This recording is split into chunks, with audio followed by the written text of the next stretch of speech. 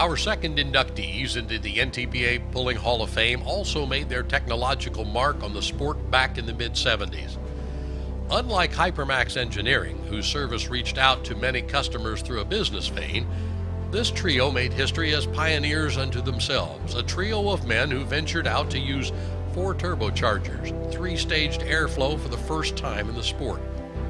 Most in the sport referred to Norm Green, Al Koch, and John Lancaster as the Quad Squad. Their experimental venture into using 4 turbochargers on an Allis Chalmers showed a do-it-yourself spirit that is a staple in NTPA competition, while landing the Quad Squad in the NTPA Hall of Fame. Geographically speaking, all 3 men lived close to the racing capital of the world, Indianapolis, Indiana. Al Koch hailed from Indy, while John Lancaster lived south of the city in Trafalgar, and Norm Green hailed from Whiteland, also south of Indiana's capital.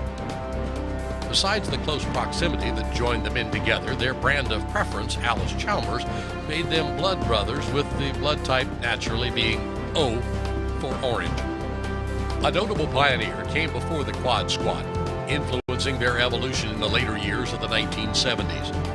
Legendary AC puller Noble Harrison had an early connection to the orange pullers as owner of 3 of the largest Allis Chalmers dealerships in the country, offering him corporate ties that few knew. Noble tried to get information off the design engineers to no avail until one day a discussion with the marketing director set Harrison on a path that blazed an early trail with extra pulling power for the brand. In 1967, Harrison received 3 experimental kits from the factory, each kit being situated to 3 different Allis Chalmers models. The results were impressive for the day, and Noble carried the kits to sell to interested pullers by the end of the 1960s. The Big Orange were becoming a hot ticket on pulling tracks and were tough to beat. In 1969, Harrison requested and had built the first 2-stage turbocharger pulling engine ever built. It was then installed on an Allis Chalmers 220. Paramount to its performance was an experimental fuel pump that never saw an Allis Chalmers parts number. By the early 1970s, Harrison and his son campaigned their famed Alice in Wonderland machine.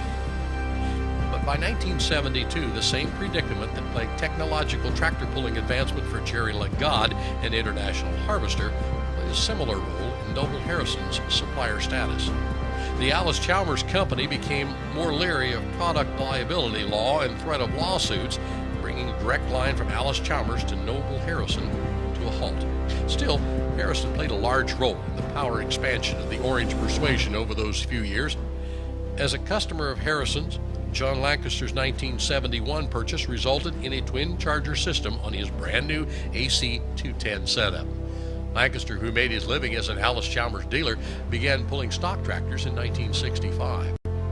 Al Koch was interested in getting involved in the sport after John took him to a tractor pull.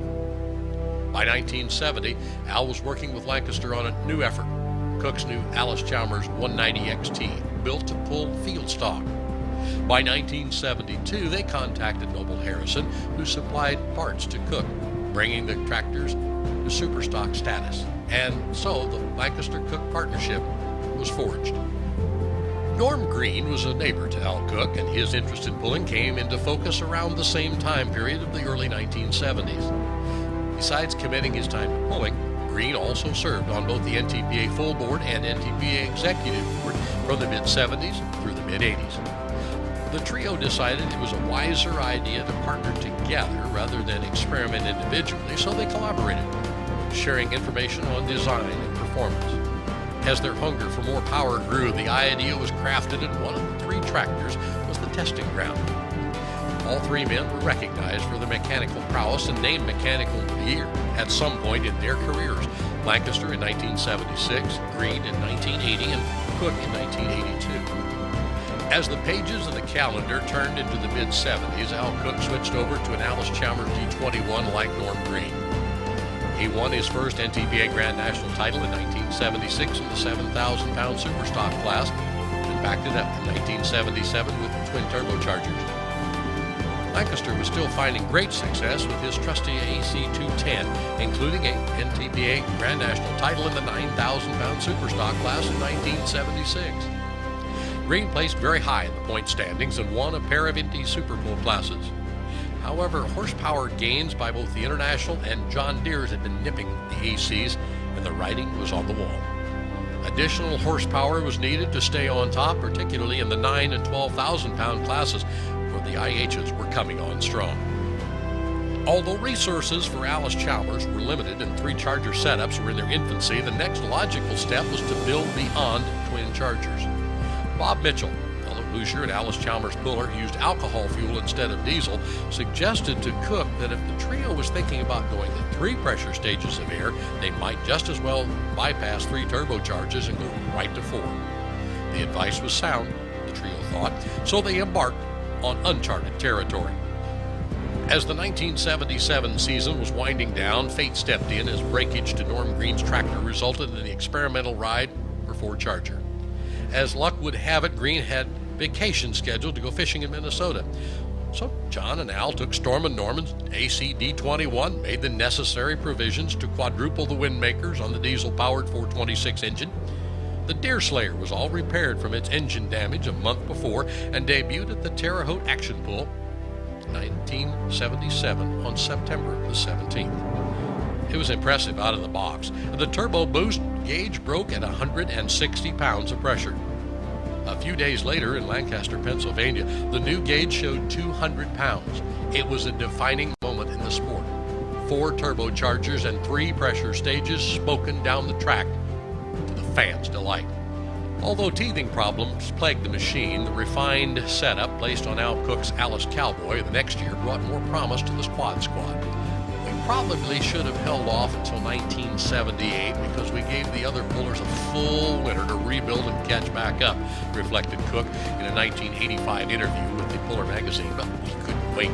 We just had to see what it would do. The cause and effect was a defining moment in the superstock horsepower wars in the late 1970s, and the stage was set for more wind power in the diesel divisions. These pioneers led the way for further developments at many high-performance shops still in existence today. The expansion of turbochargers found on diesel engines directly points to the collaboration between Koch, Green, and Lancaster. Tonight, as a result of their pioneering efforts, they become the newest members of the NTPA Hall of Fame. Ladies and gentlemen, please welcome to the stage the original Quad Squad, Mr. Norm Green, Mr. Al Cook, Mr. John Lancaster.